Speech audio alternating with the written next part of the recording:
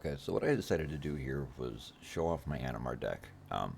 When researching around building Animar, I realized that there wasn't a lot of content that was recent. It was all old, 3 to 6 years old. And a lot's changed in Magic since then. But I've been playing with Animar in our Discord server, and while he's not CDH, he's not exactly an expensive or OP deck. He's still a very strong deck, and I do win quite a lot with it. And so I decided to go over what makes this deck work or work for me anyway, and yeah, let's go over there. So starting with the commanders, Animar, Soul of Elements, protection from black and white, 1/1. Whenever you cast a creature spell, you put a 1/1 counter on Animar, Soul of Elements, and creature spells you cast cost one less for each 1/1 counter on Animar. So the idea here is to pump out as many creatures as you can, get Animar as big as possible, because the bigger Animar gets, the cheaper your creatures get. So you get pretty overwhelming board state, and that's why you see here we have 37 creatures in the deck, 38 including Animar, 39? No, yeah, 38. But yeah, I'll go over everything and kind of show what makes this tick. Um, Arcane Signet, Soul Ring are our only mana rocks in here. Are also the only our mana pool is not crazy. Says we have 33 lands. We have 35 Burn Willow Clearing and Drowned Jungle. A couple MDFCs. Um, so we can swap mana out. There's a lot of mana dorks in here, so you don't really have to lean too heavily on land. I've been carried through games multiple times just by my mana dorks. But anyway, Bone Sabers, 2 and a green. Whenever your equipped creature attacks, you put 4/1/1 counters on it. That's +4/+4 for Animar every single time he attacks. If you've got someone who's running mono white, mono black, or Orzhov, then they can't even block Animar. That's just a free 4/4 +4/+4 every single time an Animar attacks. Then you're getting the commander damage and you're getting the cost reduction as well. And it's on attack too. It doesn't even have to deal damage. You just whenever it attacks. Um, so Cloudstone Curio, this is one of the infinite combo pieces in this deck, of which there are three. I guess it's not CDH, but you do kind of want to be able to have some fun, right? So Cloudstone Curio, whenever it costs 3, whenever a non-artifact permanent enters the battlefield under your control, you may return another permanent you control that shares a permanent type with it to its owner's hand. So there's a lot of Eldrazi in this deck. You just bounce them for free back and forth. You cast a low mana cost creature for free, bounce another one back to your hand. Play it for free, bounce another one back to your hand. And every single time you do that, Animar's getting +1/+1. It goes infinite. And there's a few cards that do that in this deck. Herald's Horn, 3 artifact. Um, yeah, as Herald's Horn enters the battlefield, you choose a creature type. I choose, Eldrazi, obviously. Creatures of a chosen type cost 1 less to cast. That's not really what we're looking for here. The cost reduction already comes from Animar, so this is kind of a whatever. But at the beginning of your upkeep, you look at the top card of your library. If it's a creature card of the chosen type, you may reveal it and put it into your hand. So you named Eldrazi. Before you draw your card for turn, you take a peek. If there's an Eldrazi there, well, it goes into your hand, and then you get an additional card draw. Then if Animar's big enough, it's a free creature. Lightning Greaves, gotta have some protection. Um, Pithing Needle. Pithing Needle's one of those things. I could give or take this card. I added it in because the deck needed to run some kind of removal, and while it's not a removal spell exactly, it can hit the same. Because sometimes, man, you're playing casual EDH, people just don't have targeted artifact removal real quick. So I mean, you could take someone out of the game pretty quick, pretty early, because it's 1 cost. But that being said, you could swap this for another better removal spell if you have it at your disposal. This is just what I had on hand. Soul Ring, obviously. Thought Vessel. No maximum hand size can be important in this deck, because you want to be drawing a lot of cards, because later in the game you're going to be casting a lot of spells for free. So you're going to want to fill your hand up. So there's a lot of card drawing here. I mean, not a lot, but there's a bunch of card drawing here. And then our last artifact and our last bit of protection is Whisper Silk Cloak. Equipped creature can't be blocked and has Shroud. I mean, that's great. Throw that on Animar. That's free commander damage, free card draw. You know. All right, next we'll go over to our enchantments. Enchantments, I'm running heavy on enchantments here, I would say, compared to other Animar decks that I've seen. But it is all to help pump up Animar and our other creatures. Branching Evolution for 2 and a green. If you put 1/1/1 counter would be put on a creature you control, twice that many 1/1 counters are put on that creature instead. I mean, that's great. You just double up on 1/1 counters. I mean, you could put something like Doubling Season in here, but you're not going to get a lot of value from it because there's not a lot of token generators. I think there's only one token generator in this deck. Yeah, this is just kind of like a budget Doubling Season. Death's Presence. Whenever a creature you control dies, put X 1/1 counters on target creature you control, where X is the power of the creature that died. Animar is difficult to remove, so you won't get a whole lot of good from that. However, people don't like Eldrazi, so when your Eldrazi's die, it's just a little bit of insurance or even deterrence to keep people from removing your things, because you realize, hey, if you kill that, you're going to put +7/+7 on Animar. Just saying. Echoes of Eternity is a bonus slot here. This one you could give or take. You can swap out for something better, something different if you like. I had it in here because I had one floating around, and there's a lot of colorless creatures in here, and this doubles up colorless Castevex. So something like Emrakul doubling up, you just stole 2 players' decks, or boards anyway. 2 and a green, when Garruk's Uprising enters the battlefield, if you control a creature power 4 or greater, you draw a card. You've got Eldrazi in this deck. Spoilers, you're going to have a creature power 4 or greater. Creatures you control have trample. Huge. You want to be able to get through any way you can. There's a couple cards in here that give trample. Garruk's Uprising is one of them with the added bonus of the card draw. And when a creature power 4 ETBs under your control, you also draw a card. So, a couple ways to draw cards here, plus the trample. Guardian Project, this was, I'd consider this kind of a must-have in this deck. For 3 and a green, it's an enchantment. Whenever a non-token creature enters the battlefield under your control, if it doesn't have the same number as another creature you control or a creature in your graveyard, draw a card. Commander's a singleton format. You're not going to have another creature under the same name. So this is play a creature, draw a card. And there's a lot of creatures in this deck, so you're going to be drawing a lot of cards. You want to keep your hand full. Hardened Scales, 1 green. This isn't like a great one. If one or more 1/1 counters we put on a creature you control, that many +1 1/1 counters are put on instead. So extra 1/1s for all your creatures. And Animar. Kindred Discovery, I actually added this to my deck last night. As it enters the battlefield, choose creature type. Whenever a creature you control of the chosen type enters or attacks, draw a card. So Eldrazi, casting them for free, drawing cards, filling your hand back up, drawing cards, casting for free. This can be good or bad for your opponents, depending who you ask. Propaganda. This is probably one you could swap out if you wanted. Just a little bit of protection and deterrence. Creatures can't attack you unless they pay 2 for each creature they control that's attacking you. I mean, obviously, if someone hates you enough and they want to get through, they're going to pay. But it's just for the early game, this is huge because Animar kind of puts a target on you, especially if people have a little PTSD from playing against Animar in the past. Retreat to Kazandu. I think this is a slept-on card. 2 and a green, it's enchantment with landfall. Whenever a land enters the battlefield under your control, you can put a 1/1 counter on a target creature you control or gain 2 life. Life gain's nice, 1/1 counters are nicer, especially for Animar. So anytime you play a land, so you can just start your turn with a free 1/1 counter. It's pretty great. Rhythm of the Wild, this is huge for this deck. 1 red and a green.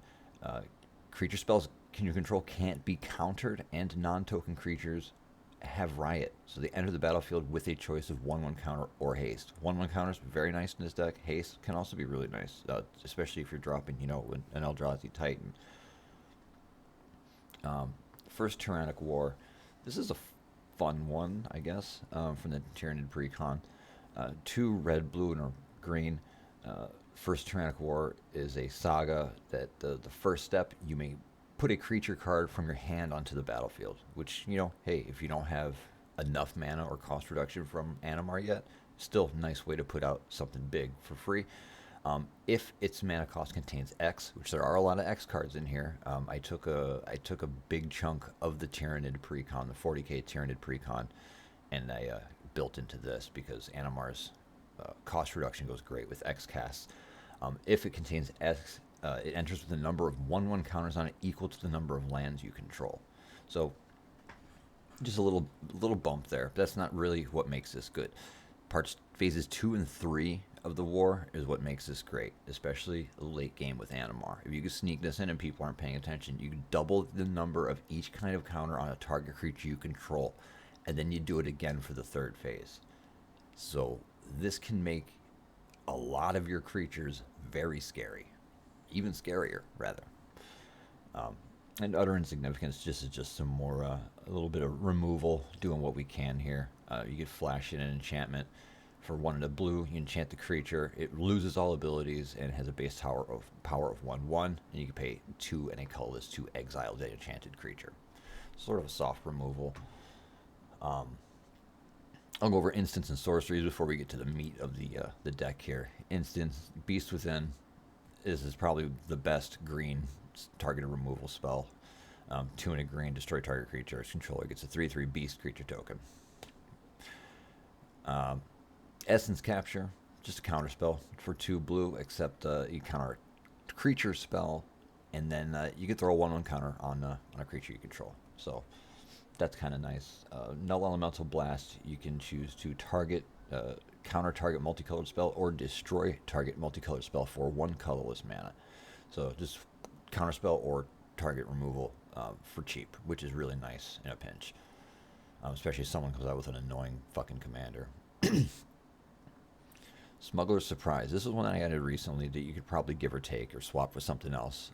I like it because the sprees are really nice. For 1 green plus 2, you can mill 4 cards, and you can put up to 2 creature cards and or land cards from among the mill cards into your hand. So that's kind of a gamble, obviously, because it's not all creatures and lands. There are some spells that you could, end up milling, throwing some good enchantments into the trash. That's never nice. But the nice ones here for additional 4 and a green, you can put up to 2 creature cards from your hand onto the battlefield. So for 4 and 2 green, you can cast something big if you don't have any cost reduction, or Animar's dead or something for some reason. So that's good for helping rebuild board state. Or for 1 of any color, creatures you control with the power 4 green gain hexproof and indestructible until end of turn. So give you the opportunity to, a little bit of protection, or to swing out and hurt someone if you need to. And then our last instant is Starstorm. This is just one I had laying around. One of my other ones, like Blasphemous Actor and other decks, I think. Deals X damage to each creature for X, a red. And you can, play through to cycle it if you want. It's kind of a soft board reset too. If you got an enemy with a whole bunch of fucking annoying squirrels, or like 4/4 angels or something like that, pay 4 and wipe out the angels. Keep your Eldrazi up, because a lot of those are way bigger than 4. And then sorceries, we don't have a lot here. Hazardous Blast, I think this is a slept on card here. Sorcery, it deals 1 damage to each creature your opponents control. So kind of a pest control card. Wipe out some tokens. That's not the big deal here. What's really nice is our creatures your opponents control can't block this turn. So you can build up some pretty scary board states pretty quickly with Animar. And then you suddenly got a big old bullseye painted on your chest. You play Hazardous Blast, and now nobody can block you, and you can just swing to your heart's content. Hull Breach, green and a red for targeted removal, artifact, or enchantment. And then Burn Willow Clearing, which is, the land MDFC, which Stomp. Target creature you control deals damage equal to power to target creature or planeswalker you don't control. So potentially targeted removal, especially with Eldrazi. If you don't need the mana, you can play this and knock someone's commander out or something. So kind of the backbone of this deck, like we were talking about, was creatures. So there's a lot of creatures in here, a lot of colorless creatures, some X cast costs. I'll go over that too. Here's another one of our infinite combo pieces, Ancestral Statue. I'd say this is obviously a classic and a must include with any Animar deck. So when Ancestral Statue enters the battlefield, you return non-land permanent you control to its owner's hand. So it sees itself. You can just, as long as Animar has +4/+4, you can cast Ancestral Statue for free and just bounce him back and forth to your hand for infinite 1/1 counters.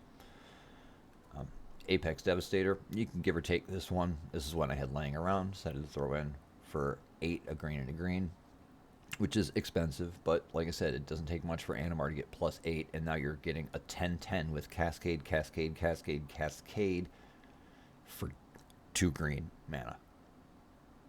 This makes people groan when it happens. Beastmaster, whenever you cast a creature spell, draw a card.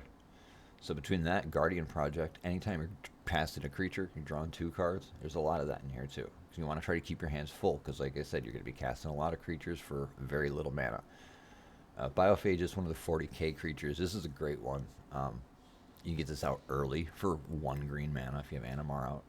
Or if you don't have Animar out, it's 2 mana, and then you can tap him for 1 mana of any color. And if you use that mana to cast a creature spell, it comes in with a 1/1 counter on it. So it's a mana dork that you can give Animar to enter with a 1/1 counter, which is great early game. Broodlord, X, 3 and a green. So X cost with Animar, how it works is the amount of 1/1 counters that Animar has on it immediately go towards X cost, while also reducing the cost of the creature. So the way that works is, so Tyranids have Ravenous, so when it enters the battlefield with X 1/1 counters on it, so X is 5 or more, you draw a card. So playing a Tyranid a lot of times is going to get you card draw right away. But if Animar is like a +12/+12, for example, this immediately enters with 12 1/1 counters on it. And then you get more value here. When Broodlord enters the battlefield, you get to distribute, again, X 1/1 counters among any number of creatures. So if Animar's a 12/12, Broodlord comes in as a 12/12, and then you can put 12 1/1 counters on another creature you control. So Animar is now a 24/24, or 25/25, which at that point would make every colorless creature in the deck free to cast, and you're only paying for colored pips at that point, which is why 35 lands in Mana Dorks really doesn't matter. Clamavus, this is a slept-on card, I think. Each creature you control gets 1/1 for each 1/1 counter on it. That's a lot of 1/1 counters in this deck. You're kind of seeing a pattern of how counters go out, and yeah. Big creatures get bigger quick. Deep Fathom Skulker, the first Eldrazi in the deck. There's a lot of those. I got other ones coming here soon as well. Deep Fathom Skulker for 5 and a blue, potentially for 1 blue. Whenever a creature you control deals combat damage to a player, you may draw a card. Awesome card draw. We love that. And you can play for 3 and a colorless, and then target creature can't be blocked this turn. So give one of your creatures unblockable for free card draw. Just swing it out. Smack someone, draw a card. Deep Glow Skate, another slept-on card, I think. 4 and a blue. When Deep Glow Skate enters the battlefield, you double the number of each kind of counter on any number of target permanents. That makes bigger creatures bigger, and that's the idea of this deck. Is we're being stompy, big and stompy, for as cheap as possible. Dreamtide Whale. This is another card that I think is slept on, but it seems every single time I play it, people see it as a problem. 7/5 for 2 and a blue, with Vanishing 2. So it enters the battlefield with 2 time counters on it, and after 2 turns, you have to sacrifice it. So it has 2 lives, basically. Whenever a player casts their second spell, each turn you proliferate. So whenever a player, so everybody, all opponents, they cast 2 spells, you get to add a 1/1 counter, and you also get to add a life to Dreamtide Whale. It'll get an additional Vanishing counter, so you don't have to sacrifice it. So at the very least, you figure you have 2 full turn rotations of deterring your opponents from casting more than 1 spell, at least. And at the most, you're proliferating because they're being reckless. So this is just another MDFC for our mana pool. Drown Jungle. It's just Drowner of Truth. I have this one in here more for the land, but I have cast the Eldrazi side. It just gives you a colorless mana dork. Nothing crazy. Like I said, it's more in here for the land side. Emrakul, World of New. This is the finisher, obviously. 12 for 12. It doesn't take much for Animar to get 12 1/1 counters on it. I've played Emrakul for free before. It wins games. So when you cast a spell, you gain control of all creatures target player controls. So steal someone's entire creature board state. Not till end of turn. They're just yours now. Has flying, protection from spells, and protection from permanents that were cast this turn. So the protection from permanents that were cast this turn and protection from spells are separate. Emrakul has protection from spells. That's board wipes. That's targeted removal. Emrakul has to lose a fight with another creature to be removed. And when Emrakul leaves the battlefield, sacrifice all creatures you hold. So it's a bit of a suicide pact. Obviously, it'll board wipe you if it dies. It'll also board wipe whomever's creatures you stole. That said, Emrakul has protection from spells. She's not just gonna get zapped off the battlefield and board wiped. She has to lose a fight. And all you got to do is not do that or not get fought. And then the madness cost is nice too. So say you get Emrakul on your opening hand. Just draw one extra card, discard Emrakul, and then pay 6 colorless to bring her out for free. Instead, pay 6 colorless, player from the graveyard, not for free, player from the graveyard. If you don't want to pay the 12, you want to get her out earlier. Endbringer. This was a card that I was considering swapping. I don't know why. Honestly, every time I come back over it, I go, "Yep, I think I'm going to keep it." It's a 5 and a colorless, 5/5 Eldrazi. You untap it during each other player's untap step. All right, cool. But you can tap it to ping any target, and then it untaps at the end of their untap step. You pay 1, tap it. Target creature can't attack or block this turn. Yikes, that sucks. Then it untaps at the end of the turn. Pay 2, tap it, draw a card. And it untaps at the end of the turn. See, there's a lot of value here. Just I can't bring myself to take it out. It's a good card. Endless One. This is another one that could be a big problem, depending on when you get it out. Because it just enters with X/1/1 counters on it. It's a 0/0. Costs X. Whatever Animar it has for X/1/1 counters on it, Endless One's going to enter. The first day I bought this card, I got the chance to play it, and it entered as a 24/24. Yeah, it's great.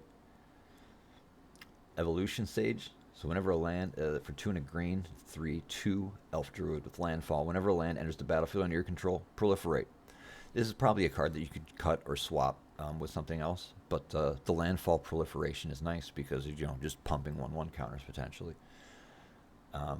Fanatic of Ronas. This is a fantastic mana dork.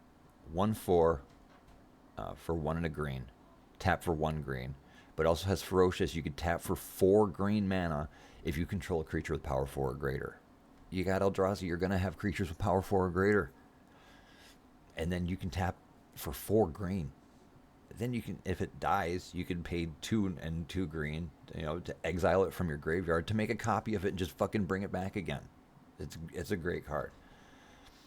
Forgotten Age. This one was reprinted with Bloomburrow, but this is another great card. Whenever a player, so anybody, casts a spell, you can put a 1/1 counter on Forgotten Ancient. It's a 0/3, so it just farms 1/1 counters for anytime anybody casts a spell. And then at the beginning of your upkeep, you can move any number of 1/1 counters from Forgotten Ancient on another creature. So it just sits there collecting 1/1 counters. Your turn comes around, and then Animar just gets, here you go, here's +7/+7 to Animar, or however many spells are cast.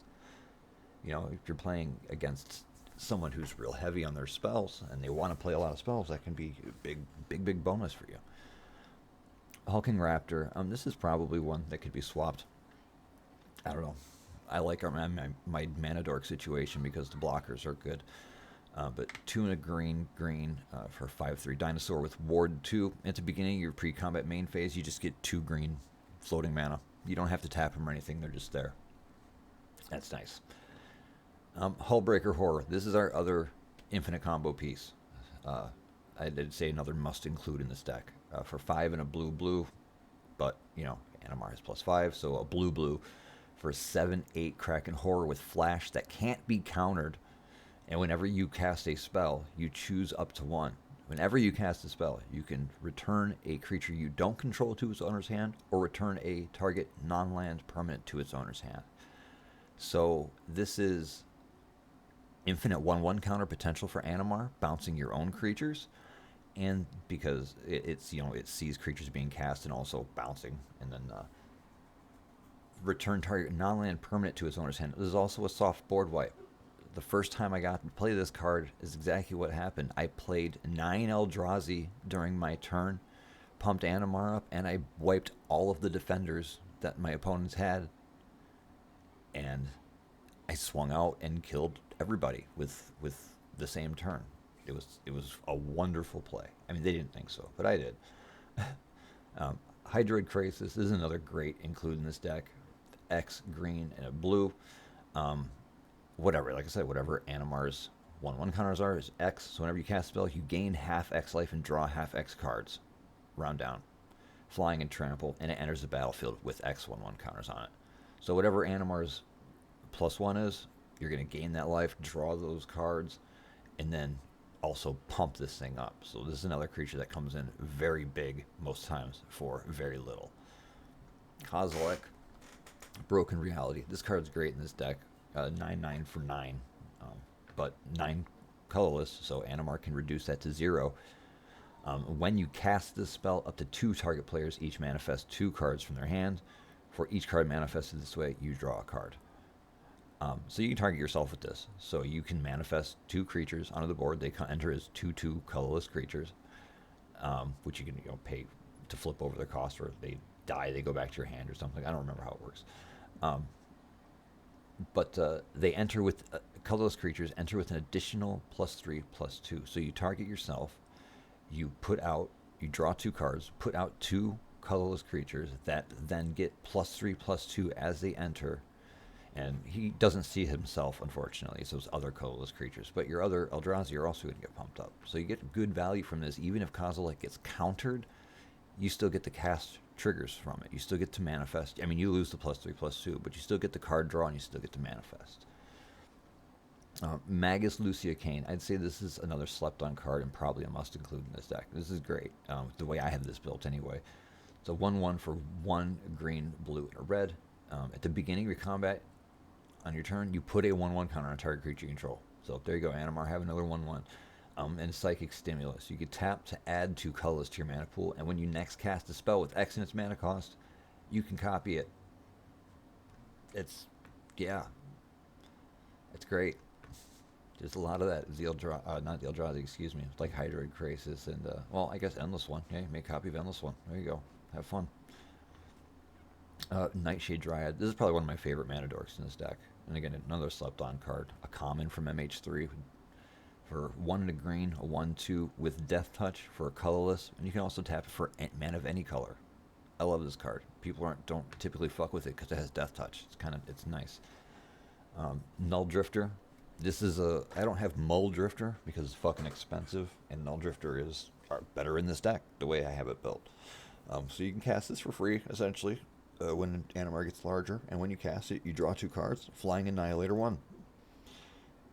And if you don't want to cast the creature spell, you can pay its evoke cost and just get the 2 card draw and throw this in your graveyard instead. It's kind of nice.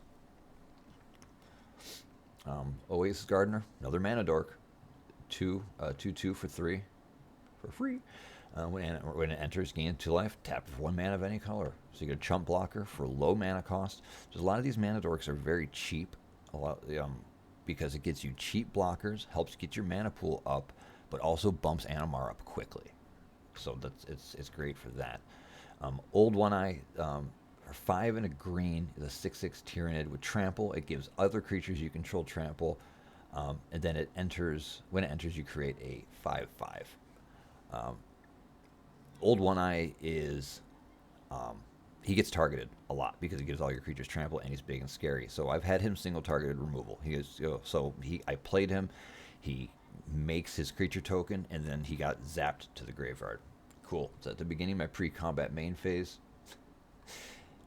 you discard 2 cards and then return him from the graveyard to my hand, and then I was able to basically play him again for 1 mana, and I got an additional 5/5 Tyrannid. I thanked my opponent for killing him, actually, and he understood why not long after that. Ornithopter of Paradise, a new mana dork. Not new, but I think recently reprinted anyway. 0/2 for 2, flying, 1 mana of any color. Steve, sack and fetch, go get a land. Old Stevie boy. Shrieking Drake, 1/1 flying for 1 blue. When Shrieking Drake enters the battlefield, you return a target creature you control to his owner's hand. So this is, not infinite combo, because there's no infinite mana generators in this deck. But for as long as you can afford, the 1 blue, Shrieking Drake sees itself. You can just bounce that and pump Animar for as many blue as you have. Skittering Cicadas, a creature that I added yesterday. Actually, I really like this card. 2/2 for 3, has flash, and you may cast colorless spells as though they had flash. So surprise, Eldrazi. And then when you cast a colorless spell, until the end of turn, Skittering Cicada gains trample and gets +X/+X, where X is that spell's mana value.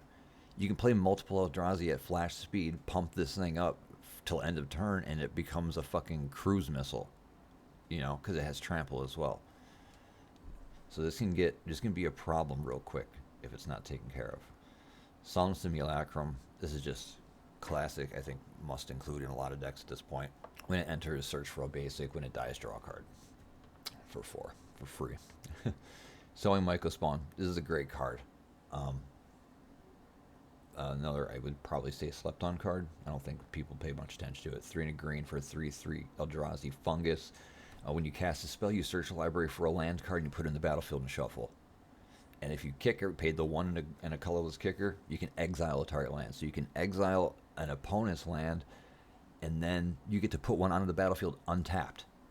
So go fetch 1, put 1 on. So this is hugely helpful for potentially 1 green mana. Spellskite. Spellskite is very powerful card. Not a lot of people know about it. Animar people do. Animar players do. But every time I've played this, it gets special attention.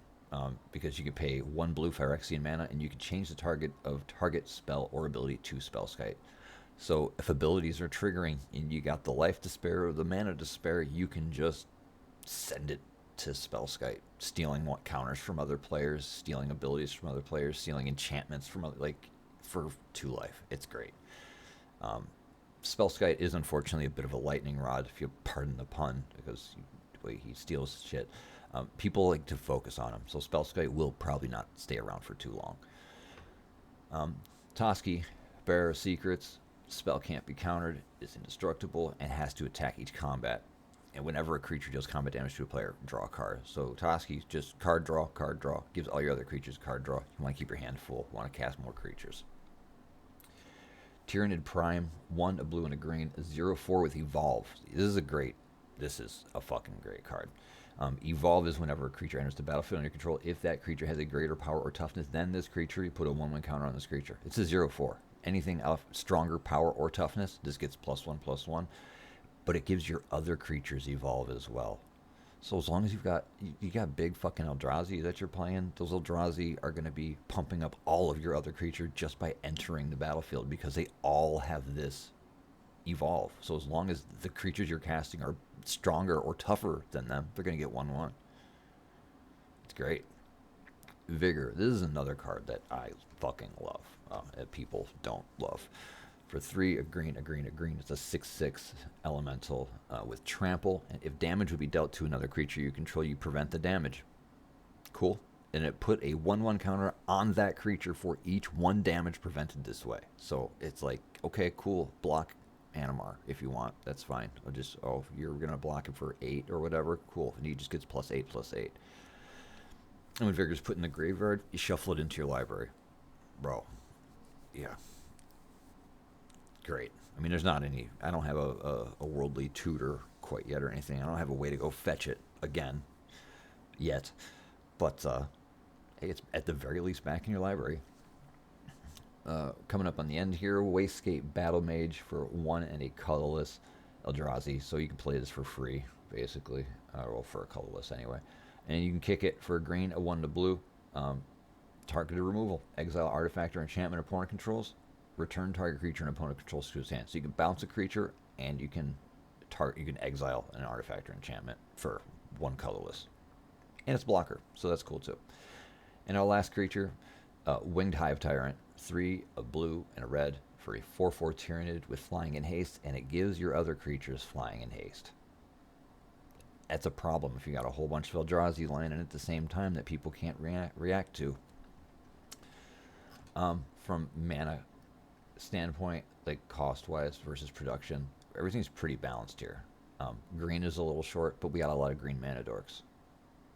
So everything's pretty balanced. And like I said, this isn't a mega sweaty deck. It's not even a very expensive deck. Well, it's a $285 deck. You know, maybe a little salty, depending on your play group, but it's not expensive, and it's not CDH either.